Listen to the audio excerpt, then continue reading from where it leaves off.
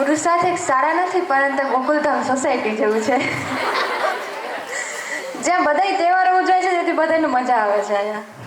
અને એમ કહેવાય કે જે ડુંગરની ગોદમાં રહીને ભવિષ્ય કેળવ્યું છે એવા અમારા ભીમસી સર, જેને ભીમસી સર જે શિક્ષણથી જ નથી આવતી શાળા, પણ એમાં માટે આધ્યાત્મિક હોવું જોઈએ, બધું હોવું જોઈએ. તેથી ભીમસી સરે આધ્યાત્મિક, યોગ, કસરત એનાથી આપણી શાળાને ખૂબ મોટા લેવલે પહોંચાડી છે.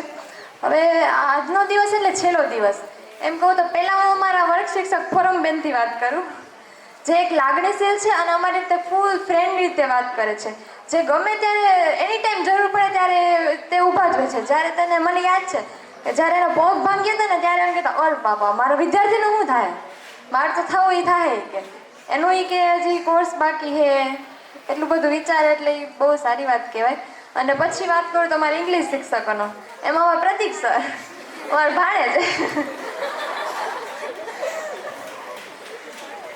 જે હંમેશા મસ્તીખોર જ હોય અને ભણાવે, ગ્રામર ભણાવે એટલે મસ્તી રીતના ભણાવતા જાય અને બોલે તો એટલું સ્પીડમાં આપણે સર જરાક ધીરે અમે ભણીએ હોય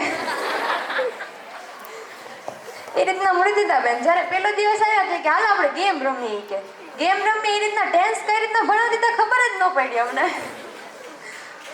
ખુશાલ સર એ રીતના જ પહેલા તો એમ લાગતું સર બહુ સ્ટ્રીક થયો, કેમ થાય ગરવા, પછી પાછળ ગયું તો ના થયું, ના કંઈ વાંધો આવે એમ નથી. એ રીતના ખબર પડે કે ઇંગ્લિશના શિક્ષકો હોય ડર ન લાગે એટલે પેલા ગેમ રમાડે, આપણે ડર ઉડાડવા માટે બધું કરાવતા હોય.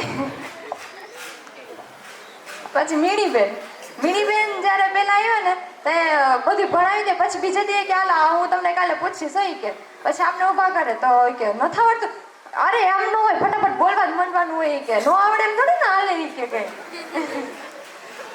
પછી સોનલબેન જ્યારથી આવ્યા ત્યારથી બધા એ રીતના ભળી ગયા, જ્યારે એમ થાય કે પહેલાથી ને જ અહીંયા હોય. અને તે ગાય તો એવું મસ્ત, નિરાજ સરને કેમ ભૂલી જાય, જે અમારા અર્થશાસ્ત્ર લે છે અને એ એક મુદ્દા ઉપર 3 લેક્ચર દીએ એટલું એનું અર્થશાસ્ત્ર છે પાવરફુલ. અને જ્યારે તે ગાય ત્યારે તે બધાય ભાવ આવી જાય, કરુણ રસ બધાને રડાવી પણ શકે છે અને હસાવી પણ શકે છે.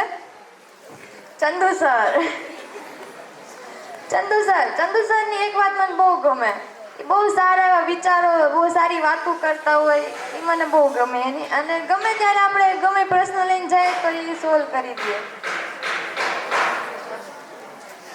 આભાર.